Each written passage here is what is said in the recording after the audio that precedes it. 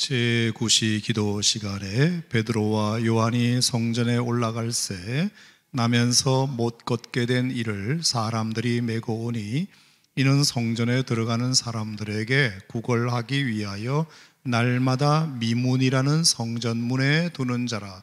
그가 베드로와 요한이 성전에 들어가려 함을 보고 구걸하거늘 베드로가 요한과 더불어 주목하여 이르되 우리를 보라 하니 그가 그들에게서 무엇을 얻을까 하여 바라보거늘 베드로가 이르되 은과 금은 내게 없거니와 내게 있는 이것을 내게 주노니 나사렛 예수 그리스도의 이름으로 일어나 걸어라 하고 오른손을 잡아 일으키니 발과 발목이 곧 힘을 얻고 뛰어 서서 걸으며 그들과 함께 성전으로 들어가면서 걷기도 하고 뛰기도 하며 하나님을 찬송하니 모든 백성이 그 걷는 것과 하나님을 찬송함을 보고 그가 본래 성전 미문에 앉아 구걸하던 사람인 줄 알고 그에게 일어난 일로 인하여 심히 놀랍게 여기며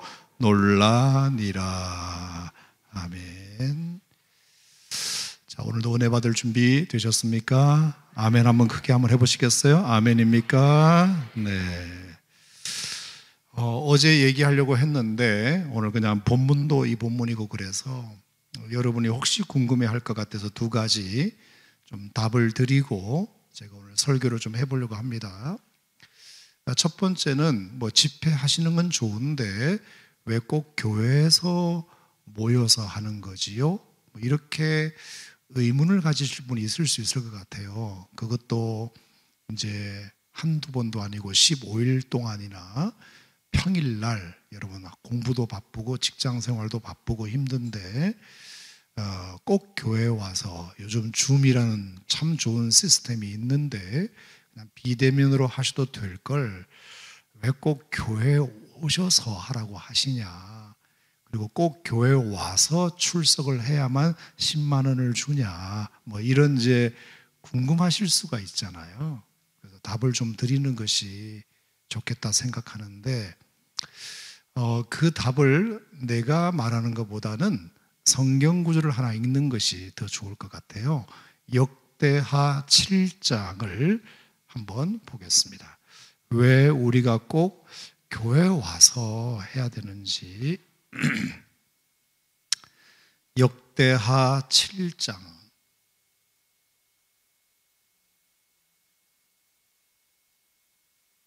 역대하 7장, 역대하가 어딘지 잘 모르죠. 그래서 페이지를 꼭 알려줘야 되죠. 664쪽이나 665쪽 정도에 보면 역대하.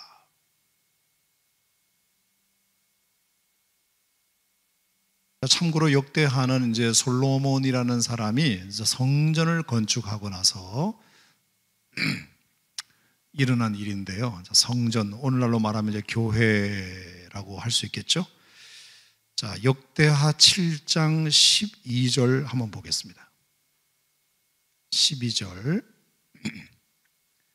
자, 같이 읽어볼까요? 밤에 여호와께서 솔로몬에게 나타나사 그에게 이르시되 내가 이미 너의 기도를 듣고 이곳을 택하여 내게 제사하는 성전을 삼았으니. 자, 솔로몬에 의하여 성전이 건축되고 난 다음에 하나님이 밤에 솔로몬에게 나타나셔가지고 하신 말씀이에요. 핵심은 뭐냐면 내게 제사하는 성전을 삼았는데 이곳을 택했다 그러셨어요. 하나님이 장소를 탁 지목하시면서 이곳을 택했다 그렇게 말씀하셨어요. 자, 또 15절 16절 볼까요? 시작. 이제 이곳에서 하는 기도에 내가 눈을 들고 귀를 기울이리니 이는 내가 이미 이 성전을 택하고 거룩하게 하여 내 이름을 여기에 영원히 있게 하였음이라. 내 눈과 내 마음이 항상 여기에 있으리라. 여러분, 이걸로 답이 됐다고 보는데 어떠세요? 물론 하나님은 어디나 계시기 때문에 여러분이 어디에서 줌으로 접속하든 또 상관없어요. 안 하는 것보다 그게 훨씬 귀하죠. 그 줌으로 지금 접속한 분을 뭐라고 하는 건 아니에요. 제가 이제 답을 굳이 드리려고 하면, 하나님은 모든 곳에 다 편재하시고 무소부지하는 것은 맞아요. 그리고 어디서 우리가 찬양을 드리든 기도를 하든 그 기도를 하나님이 받으시는 것도 맞아요. 그런데 그럼에도 불구하고 하나님이 정하신 특별한 장소가 있는 것도 무시는 못해요. 인정하십니까? 하나님이 지정한 장소가 있어요. 장소. 그게 성전이야. 그래서 하나님이 택하셨다 그랬고, 그리고 이곳에서 하는 기도에 내가 누르고 귀를 기울이리. 모든 기도를 하나님이 다 들으시지만 하나님이 콕 집어 말씀하시기를, 솔로몬아, 네가 건축한 이 성전에서 드리는 기도에 내가 특별히 귀를 기울이겠다 말씀하셨으니, 가능하면 교회에서 기도하는 것이 좋지 않을까? 그렇게 생각하는데 어떠세요? 뿐만 아니라 16절에 보면 내 눈과 내 마음이 항상 여기 있으리라.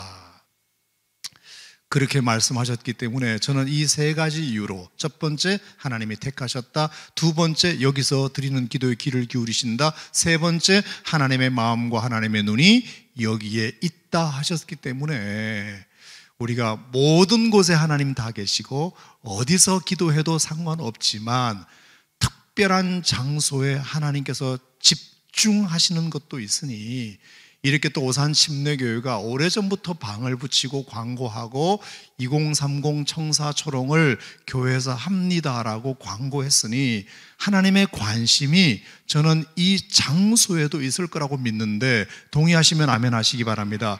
이 모임에도 함께 하시지만 특별히 이 장소에도 있다, 저는 그렇게 생각이 들었어요. 그래서 하나님의 눈과 하나님의 마음이 있는 이곳에, 이 교회에서, 사실 교회는 어쩔 수 없이 성도들의 눈물과 땀이 많이 배어 있는 곳이에요. 여러분이 앉아 있는 그 자리에 얼마나 많은 성도들이 얼마나 오랫동안 앉아서 기도하고 예배드렸던 장소입니까? 그죠? 거기에 땀이 배어 있고요, 거기에 눈물이 배어 있고, 그 기도하는 성도들의 침이 배어 있어요. 여러분, 이거 무시 못합니다, 사실은. 그리고 교회는 어쨌든 교회만 흐르는 공기라는 것이 있어요. PC방에 가면 PC방의 공기가 있고, 술집에 가면 술집의 공기라는 것이 있어요. 보이지 않지만 흐르는 영이 있어요. 장소는 의식을 지배한다, 요즘 그런 말을 많이 뉴스에서 듣는데, 아무렴 학생이 학교 가서 학생이 학교에 가서 공부하는 게 맞잖아, 그죠? 그러면 그 장소가 의식을 지배하기 때문에 학교에 왔으니 공부해야 되겠구나 라는 마음이 오토매틱으로 돌아가요. 근데 집에서는 줌으로 아무리 해도 이게 소식이 잘 안 돼.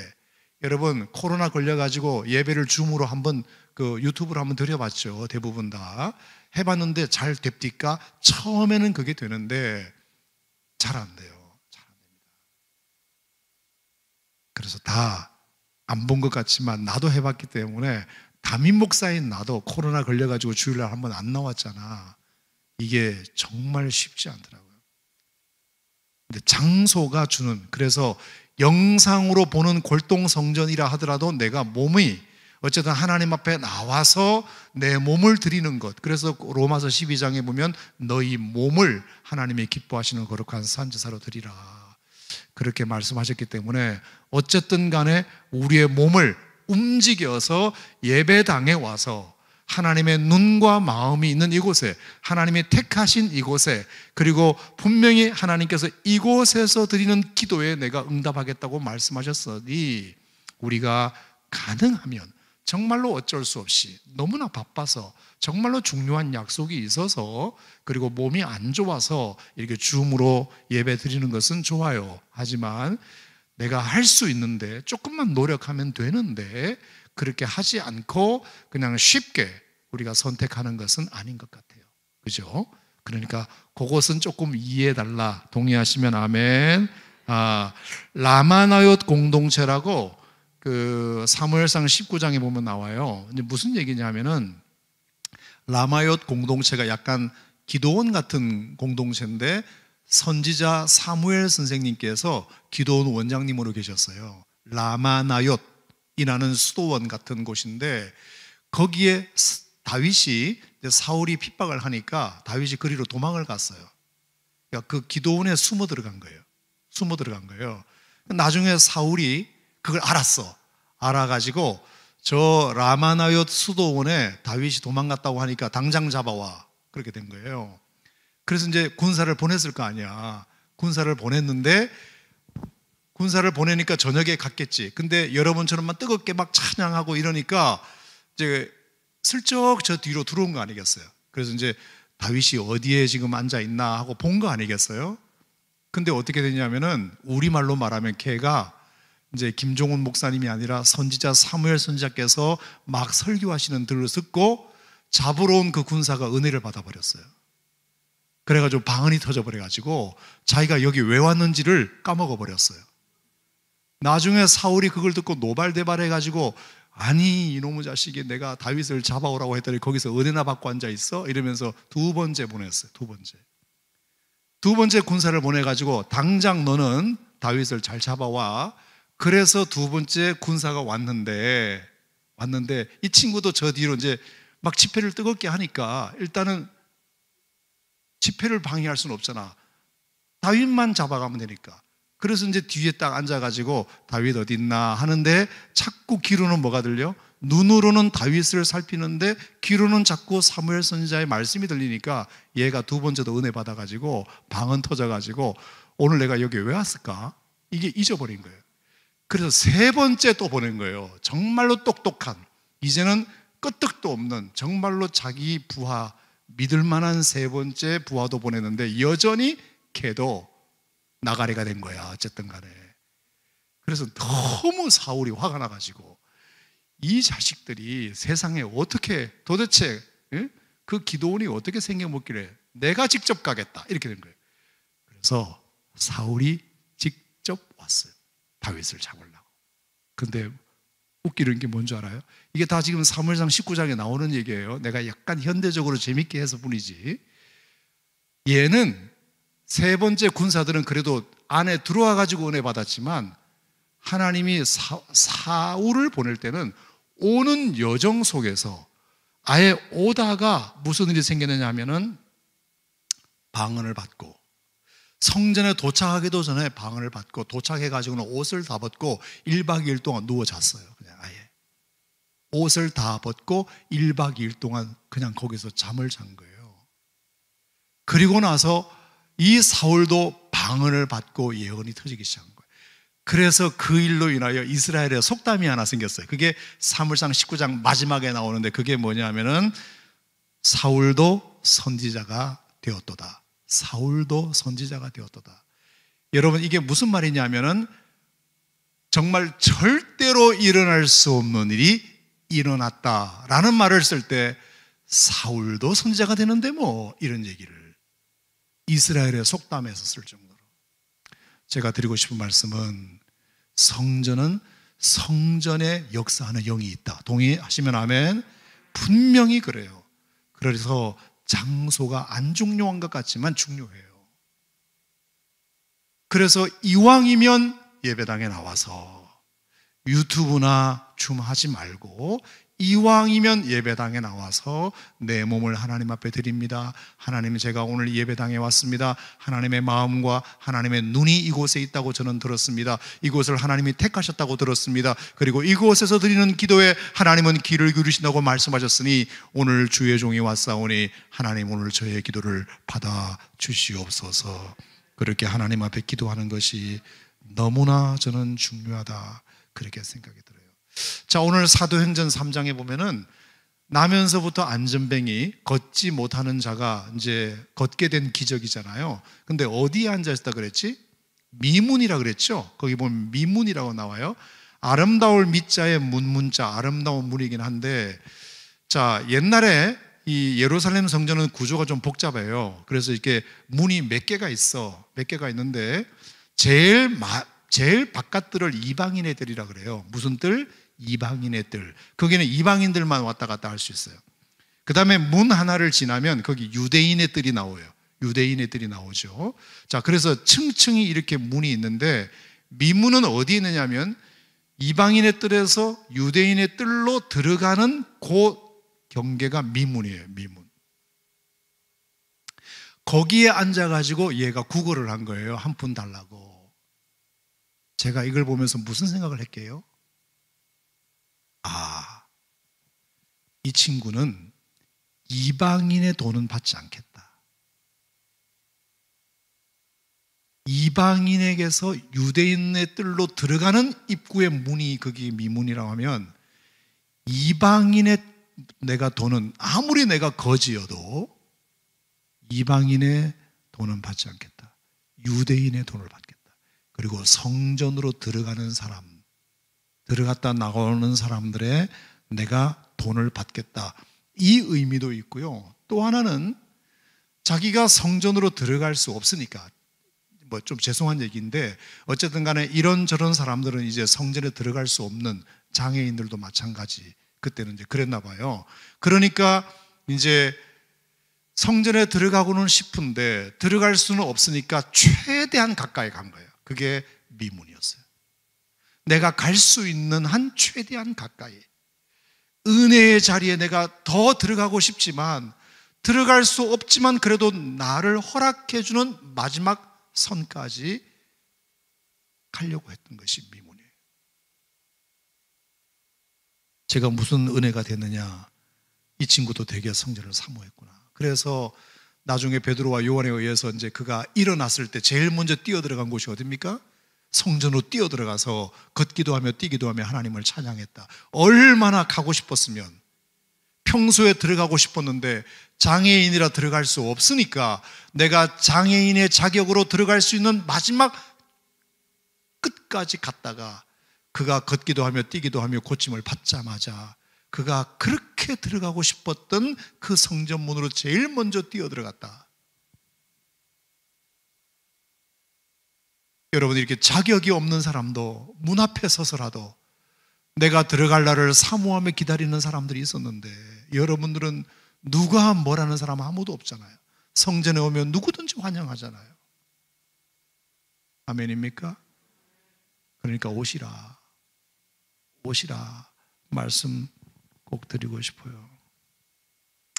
자, 그래서 어제, 오늘, 또 내일, 어쨌든 5주간 동안 우리가 성전에서 할 겁니다. 교회에서 할 거예요. 그래서 어쩔 수 없이 불가피하게 한두 번 정도는 제가 그렇다고 치니까 괜찮아요. 괜찮은데 할 수 있음에도 불구하고 안 오기는 없기. 꼭 제가 말씀드리고, 어쨌든 성전에서 한번 예배를 진하게 드려보자. 제가 그 얘기를 꼭 드리고 싶고, 줌으로 계신 분, 유튜브로 계신 분 죄송해요. 여러분을 뭐라고 하는 게 아니고 제가 뭘 강조하려고 하는 거니까 이해해 주시길 바랍니다. 자, 두 번째 질문은 목사님이 왜 15일이나 해요? 이 질문이에요. 15일인데 화수목 하면 5주잖아요. 5주. 이것에 대한 첫 번째 대답은 10년 전 청출어람을 할 때 40일 했어요. 일단 그걸로 일단 말씀드릴게요. 그러니까 여러분들은 15일이니까 10년 전에 안 걸린 걸 감사하자. 이건 이제 첫 번째 농담으로 드리는 거고, 두 번째, 왜 제가 15일을 한번 해보자는 거냐. 그리고 15일을 다 개근해야 10만 원을 준다고 걸었냐.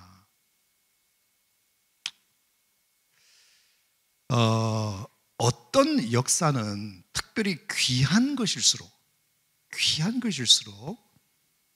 기본적으로 채워야 할 물리적 시간이라는 것이 있어요. 이해가 되세요? 기본적으로 채워야 할 물리적 시간이라는 것이 있어요. 어떤 것은 단숨에 되는 것도 있지만 어떤 것은 물리적인 어느 정도의 시간은 채워야만 터지는 것이 있어요. 물이 100도씨라는 곳에서 가야 끓는 것처럼 어떤 임계 질량이라는 것이 있다고요. 저는 하나님께서 이 집회를 통해서 여러분에게 놀라운 변화와 어떤 그 의미 있는 패러다임 시프트가 영적으로 되고자 할 때 이건 너무나 귀한 일이고 사탄은 제일 싫어하는 일이고 하나님은 제일 좋아하시는 일이라고 하면 이게 한두 번 가보고 아닌 것 같네, 내 스타일이 아니네, 이렇게 해서 터질 것 같으면 이보다 쉬운 것이 어디 있겠어요. 그런데 영적으로 귀한 것일수록 여러분이 일정 부분 어느 정도 채워야 할 물리적 시간이라는 것은 있어요. 동의합니까? 1만 시간의 법칙이라는 책을 여러분이 읽어보셨듯이 우리가 그 정도까지는 아니어도 우리가 하나님께서 저를 통해서 뭔가 이것을 계획하게 하시고 그래 적어도 15일 정도는 우리가 집회를 하면 뭔가 역사가 일어나겠다는 감동을 하나님이 저에게 일단 주셨다고 하면 거기에는 뭔가 의미 있는 시간이라는 것이라고 저는 생각해요. 그러니까 14일도 할 수 있고 13일도 할 수 있고 2주 만에 끝낼 수도 있고 3일 만에 끝낼 수도 있지만 그래도 하나님께서 어떤 물리적인 시간을 투자하기를 원하시는구나 이번에. 그러니까 섣불리 하루 이틀에 판단하지 말고 15일까지 가보자. 어쨌든 간에 한번 모든 스케줄을 한번 조정해서라도 그래 뭔가 하나님께서 특별한 집회를 여신 이상 특별한 은혜가 있을 테니 명절 끝날에 뭔가 터질 수도 있을 테니 할렐루야. 자 여러분, 오늘 이 안전배가 일어나는 시간이 몇 시라고 그랬죠? 제9시 그랬어요. 제9시 기도 시간에. 자 이스라엘 사람들은 하루에 3번 기도합니다. 3시, 6시, 9시예요. 자 여기다가 더하기 6을 해야 오늘날 시간과 같은데, 그러니까 3시 하면 몇 시? 지금으로 말하면 9시. 6시 하면 몇 시? 낮 12시. 9시 하면 몇 시? 오후 3시예요. 자 그러니까 오늘 이 기적은 언제 몇 시에 일어났다? 오후 3시 마지막 기도 시간에 일어났어요. 오전 9시에 일어날 수도 있고 낮 12시에 일어날 수도 있는데 왜 마지막 기도 시간에 베드로와 요한에 의해서 이 못 걷게 된 자가 일어났을까? 그리고 이 사람이 40년 동안 거기에 앉아 있었대요. 40년간. 나중에 나이가 40여세였다 이렇게 되니까 정말 뭐 40년 가까이 거기 앉아 있었겠죠. 10년 만에 이런 일이 일어날 수도 있고 20년 만에 일어날 수도 있는데 40이라는 숫자는 성경적으로 굉장히 중요한 의미잖아요. 그죠? 예수님께서 유대 광야에서 40일 기도하셨다. 또 뭐 미디안 광야에서 모세가 40년 뭐 했다. 이런 거 있잖아요. 40이라는 것은 성경적으로 말하면 무엇이 이루어지기 위한 준비 기간을 의미합니다.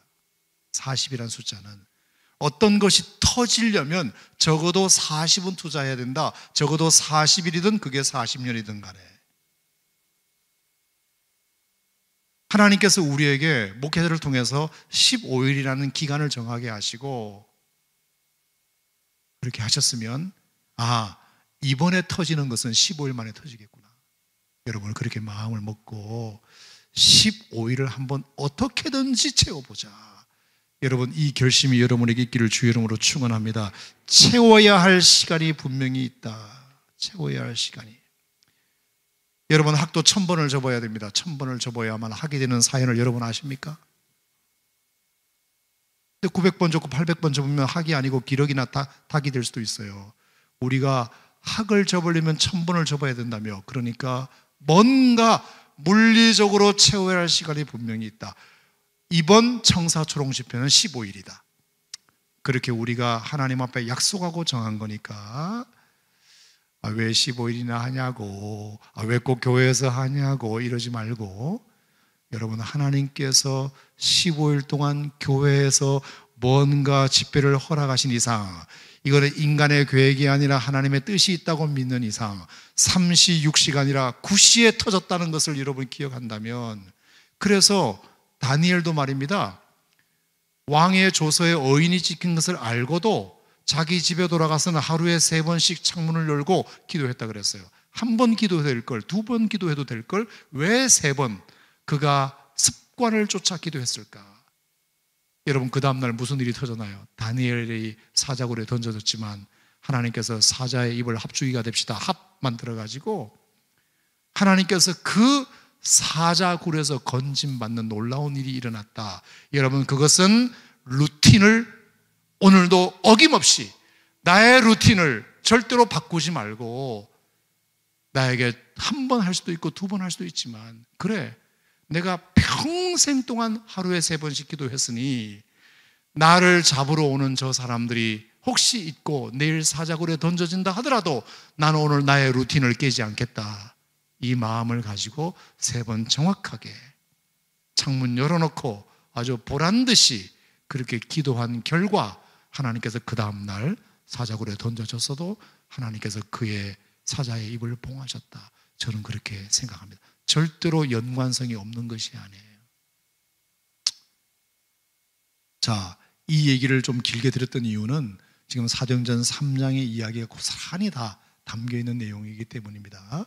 그래서 아무튼 하나님께서 여러분들을 기도하라고 정해주신 내 눈과 내 마음이 여기에 있다고 말씀하신 이 성전을 여러분 사랑하시고, 이제 코로나도 많이 회복되었으니 여러분 교회로 나오셔서 하나님 앞에 여기서 예배드리고 내 몸을 하나님 앞에 드리고, 그리고 하루아침에 되지 않는다 하더라도 하나님의 정한 이 물리적 시간을 우리가 절대로 아까워하지 말고 투자할 때 하나님께서 명절 끝날에 제9시 기도 시간에 15일이 되는 날, 40년이 되는 날 뭔가 터져도 터질 것이다. 여러분 기대하는 마음과 사모함을 가지고 나오시기를 주님의 이름으로 축복합니다. 축복합니다.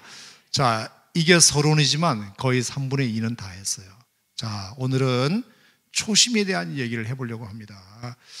자, 청년들이요, 사도행전의 정신을 따라 초심으로 롱런하자.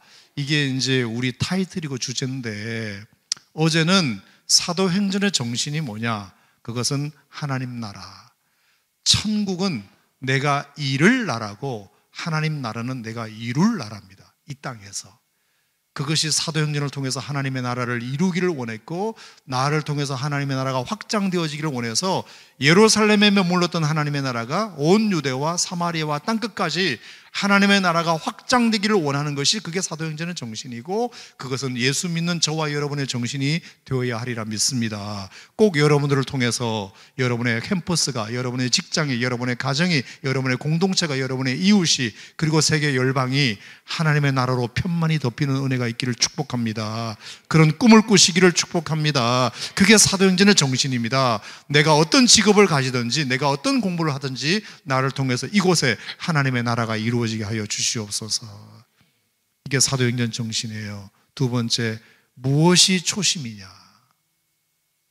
오늘 초심에 대한 얘기를 잠깐 하고 끝날 텐데, 초심에 대한 얘기를 하다 보면 자동 오토매틱으로 떠오르는 글 하나가 있어요. 그게 바로 옛날에 돌아가신 정채봉 씨의 첫 마음이라는 글이죠. 여러분 알죠? 어른들을 위한 동화에 보면 그거 나오잖아요. 첫 번째가 뭐였어요? 1월 1일 아침에 찬물로 세수하면서 먹은 첫 마음으로 1년을 산다면. 두 번째가 뭐예요? 학교에 입학하면서 새 책을 앞에 놓고, 그 빳빳한 새 책을 앞에 놓고 먹은 첫 마음으로 공부를 한다면. 개업하던 날, 그래, 그 첫 마음으로 손님을 언제고 따뜻하게 맞는다면. 그런 거 아시잖아요, 그죠? 여행을 떠나던 날 차표를 끊던 그 가슴 뛰의 설레임이 식어지지 않는다면. 병원을 나서는 날, 내가 아팠다가 입원했다가 병원을 나서는 날, 그 상쾌한 공기를 들여마실 때 그 첫 마음으로 내가 몸을 돌본다면. 사랑하는 사람들이 처음 눈이 맞았을 때 그날의 떨림으로 사랑을 계속한다면. 침례를 받던 날의 그 감격과 떨림으로 내가 내 신앙생활을 한다면, 뭐 이런 거 있죠. 첫 출근하던 날 신발끈을 매면서 먹었던 첫 마음으로 직장생활을 한다면, 뭐 이런 것도 있고. 그 마음은 늘 새로운 마음이기 때문에 바다로 향하는 냇물처럼 깊어지고 넓어진다. 누구에게나 다 초심이라는 것이 있어요. 초심, 첫 마음이라는 것이 있어요. 청사초롱이라는 것을 시작하면서 먹었던 첫 마음, 뭔가 기대가 있을 거 아니에요. 그죠? 1월 1일 시작하면서 먹은 첫 마음이라는 게 있잖아요. 누군가 사랑하는 사람이 생겼을 때 먹었던 그 첫 마음이라는 게 있을 수 있잖아요. 산부인과에서 아내가 내 아이를 뭔가 이렇게 낳아서 딱 부둥켜 안았을 때 그 첫 마음이라는 것이 있잖아요. 첫 출근할 때 먹었던 첫 마음이라는 것이 있잖아요. 학교를 들어갔을 때, 입학했을 때 먹었던 첫 마음이라는 것이 있잖아요. 사업을 시작할 때 첫 마음이라는 것이 다 있잖아요. 침례 받을 때, 세례 받을 때 먹었던 첫 마음이라는 것이 있잖아요. 첫 마음이 없는 사람은 이 땅에 아무도 없어요. 자, 그런데 신앙생활도 마찬가지. 누구에게나 첫 마음이 있어요. 교회를 처음 나왔을 때 먹었던 그 기대함, 설레임, 두려움, 떨림, 경외심. 여러분, 이 초심이 왜 우리에게 중요할까요? 그 초심은 거의 100% 좋은 마음이었을 것이기 때문입니다. 초심치고 나쁜 마음은 없어요. 자, 가게 문을 열고 오늘 간판 걸고 오늘 내가 이제 장사를 새롭게 시작하는 사람이 내가 손님들한테 오는 사람마다 바가지를 매겨야지, 이런 마음으로 장사를 시작하는 사람은 없어요. 나중에 마음이 변해가지고 그렇게 되는 거지. 가게 문을 이제 처음으로 개업하면서 오는 손님들 내가 다 바가지 씌워야지, 그람수를 속여가지고 내가 물건 팔아먹어야지, 처음부터 그런 마음을 먹는 사람은 없어요. 나중에 그게 변질되어서 그렇지 대부분의 사람들의 첫 마음은 다 순수해요. 아까도 말씀드렸지만 산부인과에서 아이를 처음 낳았을 때 딱 핏도성이 같은 그 아이를 부둥켜 안았을 때 먹었던 첫 마음, 얘가 A 뿔 안 받아오고 C 받아오면 내가 아주 박살을 낼 거야. 언제 어떤 아빠가 그 아이를 처음 품에 안고 그런 마음을 먹어요? 처음 마음은 대부분 다 건강하게만 자라다오, 딴 건 안 바란다, 건강하게만 자라다오. 그게 첫 마음이잖아. 나중에 이제 가면서 약간 이제 변질돼 가지고 건강한 건 건강한데 이놈아 공부나 좀 잘해라, 이제 이렇게 요구하는 게 많아지잖아요. 첫 마음 치고 순수하지 않은 마음은 하나도 없어요.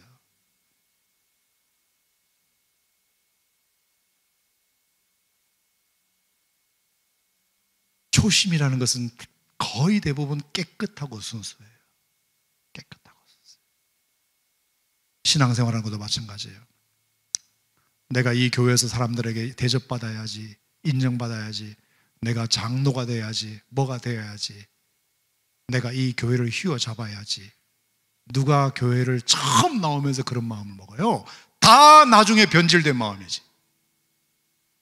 처음 나올 때는 내가 이 교회에 나가도 되나? 그리고 떨린다. 다 그런 마음이 있어요. 내가 하나님을 알고 싶고, 하나님을 배우고 싶고, 하나님으로부터 위로받고 싶고, 하나님의 믿음의 능력인 것을 좀 얻고 싶고, 내 삶을 좀 하나님의 말씀으로 변화되고 싶고, 대부분 다 그 마음으로 처음 교회를 나왔을 것 아닙니까? 동의하시면 아멘. 그런데 나중에 집사되고 장로되고 그게 뭔지 다 변해가지고 그 마음은 싹 사라지고 이상한 마음만 충만해서 교회를 어지럽히는 사람들이 오산에는 없는데 다른 데는 많대. 여러분, 그러면 안 돼요. 그래서 첫 마음이 중요해요.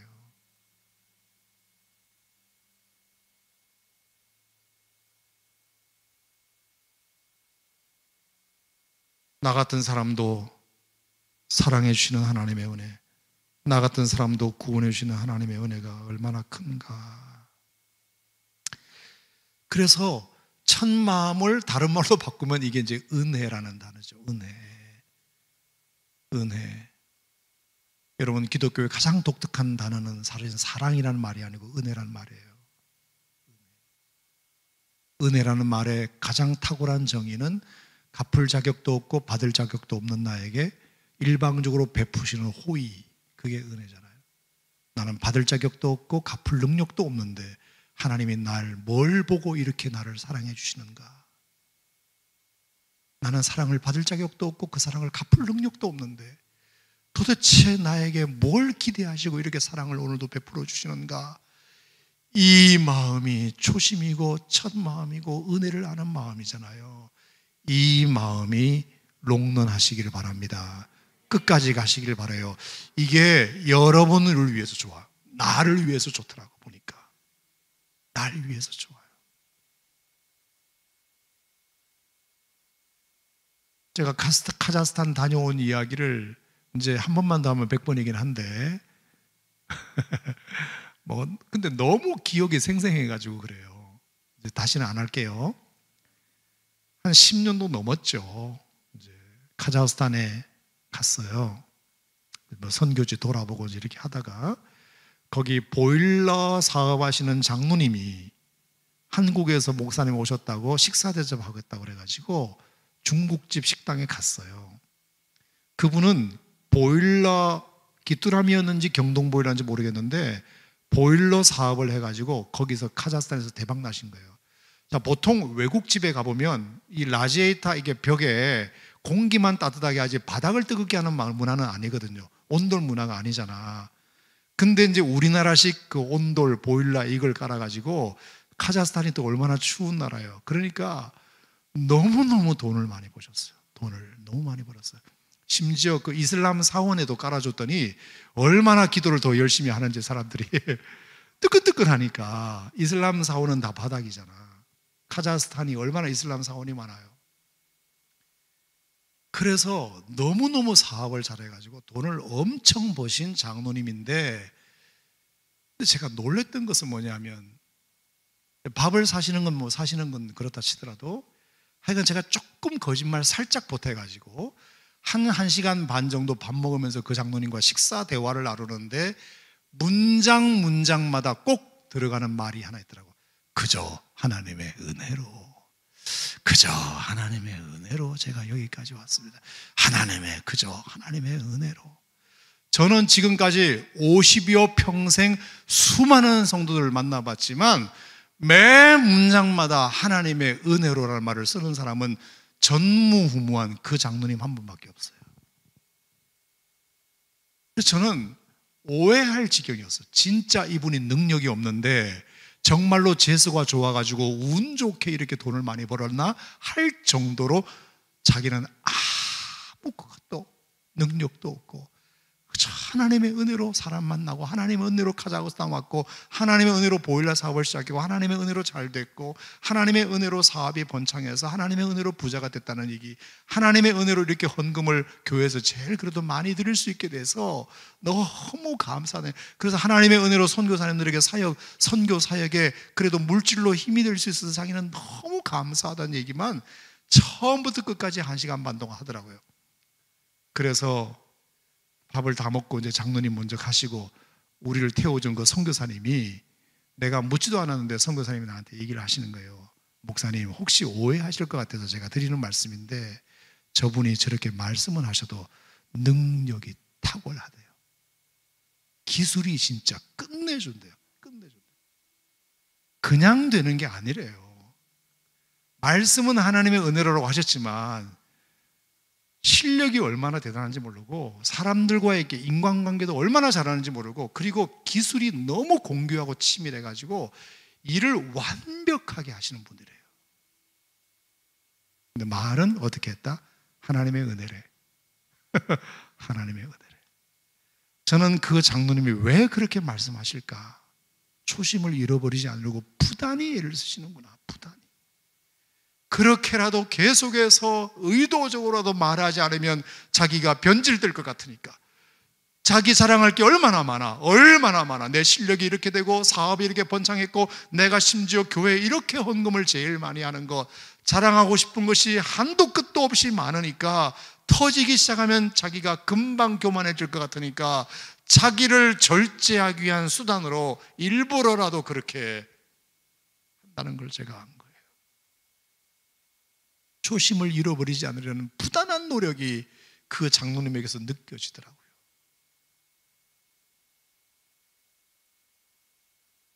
여러분, 초심이라는 것이 딴 게 있겠습니까? 나 같은 죄인이 용서함 받아서 주 앞에 옳다함 얻으면 확실히 믿기는 어린 양 예수의 그 피로 속죄함 얻었네. 나 같은 죄인 살리신 주 은혜 놀라워. 잃었던 생명 찾았고 새 광명을 얻었네. 몸밖에 드릴 것 없어 이 몸 바칩니다. 수없는 찬송가의 고백에 우리의 초심을 자극하는 그 문구들이 여러분 새신자만 고백하는 문구라고 생각하지 말고 오히려 교회를 오래 다닌 사람일수록 우리가 많이 잃어버린 고백이니 우리가 이 고백을 회복하는 것이 너무 필요하다. 제가 이제 학교에 상담할 일이 있어서 가가지고 에스겔 16장이라는 것을 제가 이렇게 보게 되는데요. 자, 이 구절을 보고 이제 좀 마치려고 하는데 한번 보세요. 이 초심이라는 것이 얼마나 하나님도 귀히 여기시고 초심을 잃어버린 사람을 얼마나 하나님이 싫어하시는지를 에스겔 16장을 한번 찾고 제가 이제 기도를 하려고 합니다. 자, 에스겔 16장을 한번 봅시다. 에스겔 16장. 자, 여러분 뭐 이런 시간 아니면 에스겔을 찾기가 뭐 찾을 일이 별로 없죠. 자, 에스겔 16장을 가만히 보세요.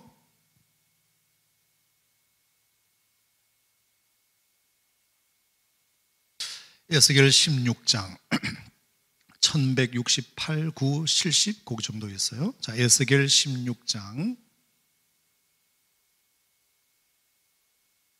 또 여호와의 말씀이 내게 임하여 이르시되 인자야 예루살렘으로 그 가증한 일을 알게 하여 이르기를. 예루살렘이 뭐 큰 잘못을 했나 봐. 뭔 잘못을 했는가 보니까 3절 주 여호와께서 예루살렘에 관하여 이같이 말씀하시되 너의 근본과 난 땅은 가나안이요 너의 아버지는 아모리 사람이요 너의 어머니는 햇사람 아니냐. 4절에 네가 난 것을 말하건대 네가 날 때 너의 배꼽줄을 자르지 아니하였고, 그렇죠? 너를 물로 씻어 정결하게 하지 아니하였고. 여러분 사람이 태어나면 이제 탯줄도 잘라주고 이제 청소를 깨끗하게 몸을 씻겨줘야 되잖아요. 근데 이스라엘아 너는 어떤 운명이었느냐 하면은 네가 날 때에 배꼽줄 잘라주는 사람도 없고 물로 씻어 정결하게 해주는 사람도 없고 너에게 소금을 뿌려주는 사람도 없고 너를 뭐로 싸지도 않았다? 강보로 싸지도 아니하였나니. 포대기에다가 갓 태어난 아이를 싸줄 사람이 없었던 너희들이었어. 탯줄 자르줄 사람도 없었고 포대기에 너를 이렇게 안고 감싸줄 사람도 없을 정도로 너희들의 운명이 그런 운명이었어. 이 뜻이에요. 5절 아무도 너를 돌보아 이 중에 한 가지라도 너에게 행하여 너를 불쌍히 여긴 자가 있었다 없었다? 없었다. 얼마나 불행한 예루살렘입니까? 너를 돌봐줄 사람이 한 사람도 없었다. 불쌍히 여길 자가 하나도 없었다. 그래서 5절에 네가 나던 날에 너의 몸이 천하게 여겨져 네가 들에 버려졌느니라. 여러분 태어날 때부터 한 아기로 치면 정말로 많은 사람들이 축복과 축하 가운데서 태어나야 되는데 도대체 길에 버려진 아이처럼 탯줄 잘라주는 사람도 없고 씻겨주는 사람도 없고 강보에 싸주는 사람도 없고 불쌍히 여기는 사람도 없고 네가 나던 날에 몸이 천하게 여겨져 버려진 바 되었느니라 이렇게 말했어요. 이게 예루살렘을 의미하는 거예요. 자 6절에 그래서 누가? 내가 하나님이에요. 하나님이 너의 곁을 지나갈 때에 그 불쌍하게 버려진 아이와 같은 예루살렘 백성들을 향하여 지나갈 때에 네가 뭐를 보고? 피투성이가 되어 발짓하는 것을 보고 피투성이가 되어 발짓하는 것을 보고 너에게 이르기를 너는 피투성이라도 살아있으라. 다시 이르기를 너는 피투성이라도 살아있으라. 여러분 이 말은 뭐예요? 강보에 쌓이지도 못하고 버려진 그 아이를 누군가가 부둥켜 안고 제발 죽지만 말아다오 살아있기만 해다오 라고 어떤 사람이 지나가다가 그 아이 부모조차 버린 그 아이를 품에 안고 제발 살아있어. 내가 너의 엄마는 아니지만 내가 너의 아빠는 아니지만 내가 어떻게든지 너를 살릴 거야. 내가 어떻게든지 너를 살릴 거야. 제발 살아있기만 해다오. 이렇게 말씀하시는 분이 하나님이셨다 이 뜻이에요. 자 그랬더니 7절 내가 너를 들의 풀같이 많게 하였더니 네가 크게 자라고 심히 아름다우며 유방이 뚜렷하고 너의 머리털이 자랐으나 네가 여전히 벌거벗은 알몸이더라. 자, 하나님께서 그 아이를 품어다가, 그 아이와 같은, 버려진 아이와 같은 예루살렘 백성들을 품어다가 씻기고 먹이고 해서 훌륭하게 성장한 거예요. 그러니까 냅뒀으면 그냥 죽어버렸을 아이를 지나가는 마음 좋은 아저씨가 데려다가 정말로 예쁘고 곱게 잘 키웠듯이, 내 아이는 아니지만 예루살렘이라는 민족 자체가 하나님 앞에 버림받아가지고 강보에 쌓이지도 아니하고 그냥 길가에 버린 민족 같았는데 하나님이 너를 불쌍히 여기셔서 제발 살아있으라 부둥켜 안고 열심히 키워내었다, 이 뜻입니다. 8절, 내가 너의 곁으로 지나며 보니 너의 때가 사랑을 할 만한 때라. 내 옷으로 너를 덮어 벌거벗은 것을 가리고 너에게 맹세하고 언약하여 너를 내게 속하게 하였느니라. 내 주 여호와의 말이니라. 9절, 내가 물로 너의 피를 씻어 없애고 기름도 발라주고, 그 다음에 10절 뭘? 수놓은 옷을 입히고 좋은 옷도 입히고 물돼지 가죽신을 신기고 가는 대로 두르고 모시로 입히고, 그 다음에 11절 뭐 더 줬다? 폐물도 채우고 팔고리를 손목에 끼우고 목걸이도 목에 걸어주고 코고리도 걸어주고 귀고리도 달아주고, 그 다음에 12절에 화려한 왕관을 머리에 씌웠다. 자, 여기까지 이해가 되시나요? 돼요, 안 돼요? 되죠. 정말로 버려진 한 불쌍한 아이를 지나가는 아저씨가 친자식처럼 키워서 왕관까지 씌워줄 정도로 귀하게 성장시킨 거예요. 이거는 영적으로 버려지고 추악하고 그리고 못난 이스라엘 백성들을 하나님이 불쌍히 여기셔서 데려다가 살아있어라, 제발 살아있기만 해라, 이 마음을 가지고 하나님이 키우신 거예요. 예루살렘을, 이스라엘 백성들을. 그래서 가락지 끼우고 뭐 폐물 채우고 목걸이 끼우고 옷 입히고 그리고 먹이고 재우고 해서 정말로 성인이 되게 한 거예요. 자, 13절, 이와 같이 네가 금은으로 장식하고 가는 배와 모시와 수놓은 것을 입으며 고운 밀가루와 꿀과 기름을 먹음으로 극히 곱고 형통하여 왕후의 지위에 올랐느니라. 드디어 데려다 키운 그 애를 왕비까지 만들어놨어요. 그냥 보통 사람으로 키워도 은혜인데 얼마나 데려다 키운 얘를 잘 키웠는지 왕후를 만들어버렸어요. 은혜예요, 은혜 아니에요? 은혜지. 그러니까 이 사람 없었으면 어떡할 뻔했어. 걔는 그냥 죽어 마땅한 존재, 친부모도 버린 존재였어요. 근데 자기 자식도 아닌데 데려다가 살아있으라, 제발 살아있으라, 이렇게 해서 먹이고 재우고 키워서 옷 입히고 공부시키고 그렇게 해서 곱고 아리답게 키워서 한 나라의 왕비가 될 정도로 성장을 시켜놓은 거예요.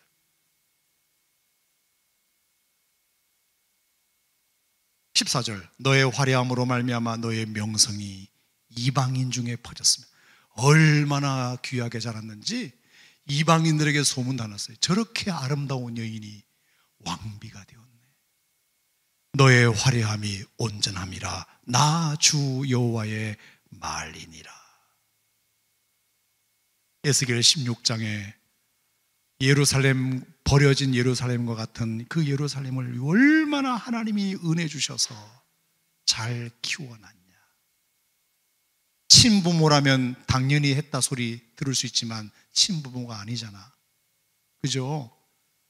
하나님이 키우셨잖아. 그런데 지금부터 중요해요. 15절 뭐라고 시작돼요? 그러나 문장 접속사 중에 역접 관계예요. 앞의 내용과 뒤의 내용이 완전 반대, 있을 수 없는 일이 일어날 때 그러나를 쓰는 거예요. 그러나 네가 내 화려함을 믿고 너의 명성을 가지고 행음하되 지나가는 모든 자와 더불어 음란을 많이 행함으로 너의 몸이 그들의 것이 되었구나. 그 다음 구절은 안 읽을게요. 열받아서 내가 안 읽을게요. 어떻게 이럴 수 있을까? 그러나 그렇게 사랑하고 돌보고 내 자식도 아닌데 친자식처럼 키워놨더니 너가 어떻게 그럴 수 있니? 이거예요.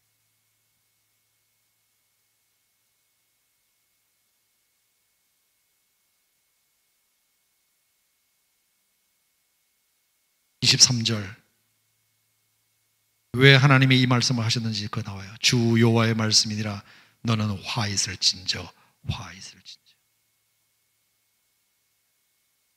우리가 하나님으로부터 받은 은혜를 망각하는 것보다 나쁜 일은 없어요. 하나님이 가장 싫어하시는 것, 화내시는 게 뭐냐? 은혜를 잊어버리는 순간. 하나님이 제일 싫어하십니다. 마치 자기가 잘나서 왕비가 된 것처럼 내가 이렇게 아름답게 큰 것이 마치 자기가 했던 것처럼 이렇게 되는 것 가장 싫어하십니다. 지금 예루살렘이 너희들이 그 모양이야. 화 있을진저. 그 배신감, 그 은혜를 몰라보는 배신감이 주님에게는 너무나 상처가 되신 것 같아요.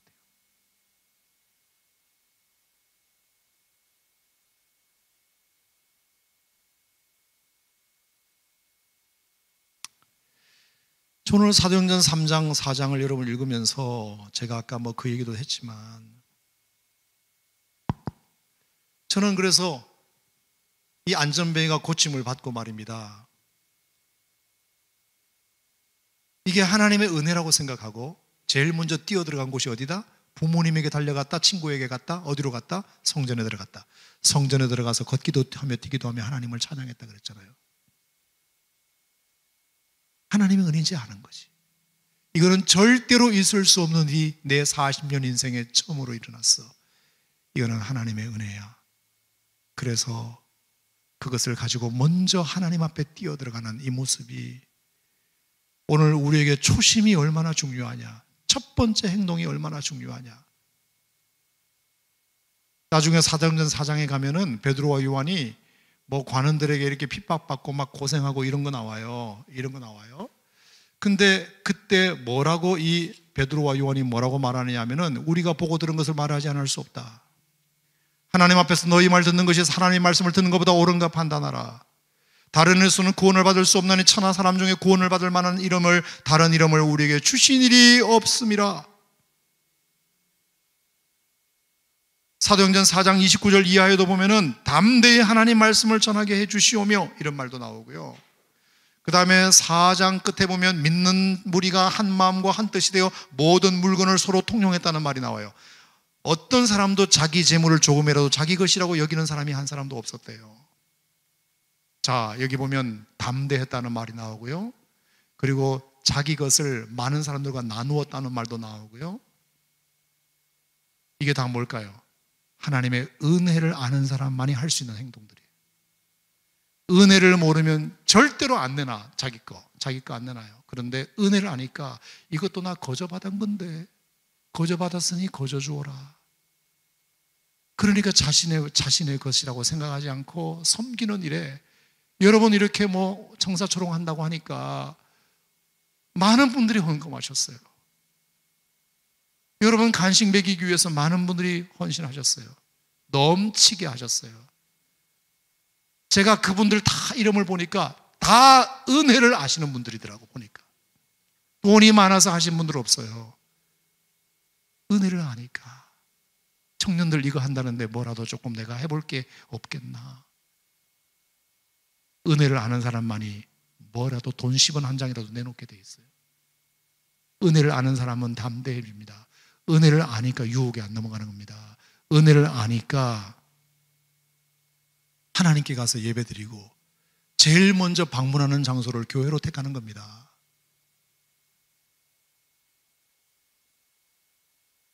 몇 개월 전에도 어떤 청년 하나가 목사님 저 첫 출근했어요. 기도해 주셔서 감사하대요. 제가 그 친구가 지금 없어서 하는 얘기인데 솔직히 제가 그 친구 취직을 위해서 기도 조금 못했어요. 근데 목사님 기도해 주셔서 취직하게 돼가지고 넥타이 하나 선물해 드리고 싶어서 가져왔어요.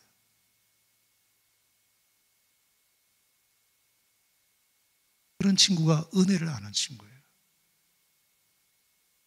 내가 첫 출근했는데, 취직했는데 감사하다. 이건 하나님의 은혜다.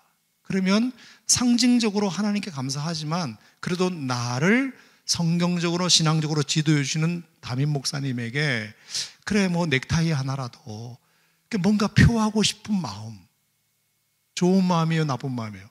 너무 좋은 마음이잖아요. 너무 귀한 마음이잖아요.